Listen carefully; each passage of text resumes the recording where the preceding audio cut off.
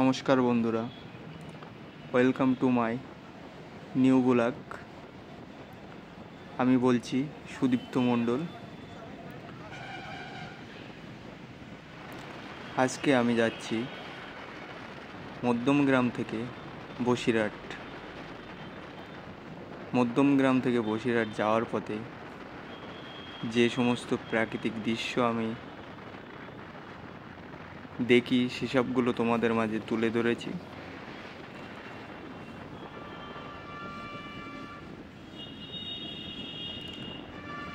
মধ্যমগ্রাম থেকে বসিরহাট যাওয়ার পথে গ্রাম অঞ্চলের যেসব প্রাকৃতিক দৃশ্য, ধানের ক্ষেত, মাছের ভেড়ি দেখলে না মনটা পুরো জড়িয়ে যায়। আসলে আমরা সারাদিন শহরে থাকার যে বোর ফিলটা করি, এইসব প্রাকৃতিক দৃশ্য দেখলে না ওই বোর ফিলটা আর থাকে না, মনটা বেশ ভালো হয়ে যায়।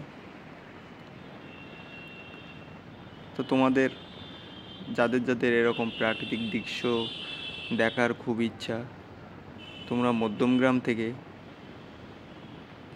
একটা টিকিট কেটে নেবে, হাসনাবাদ লোকাল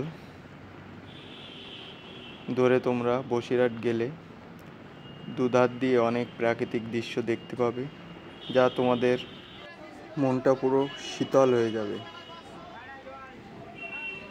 এসব দৃশ্য দেখলে না আসলে মনটা অনেক শান্ত হয়ে যায়, মনের ভিতরে অনেক ভালো লাগা কাজ করে।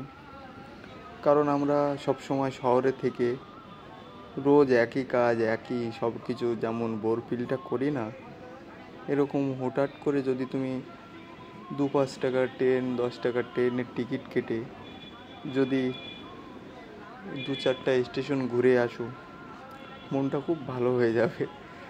এইসব দৃশ্য দেখতে দেখতে গেলে এমনি যে কারোর মন ভালো হয়ে যাবে। ব্লগটা তোমাদের কেমন লাগলো একটু জানাবে।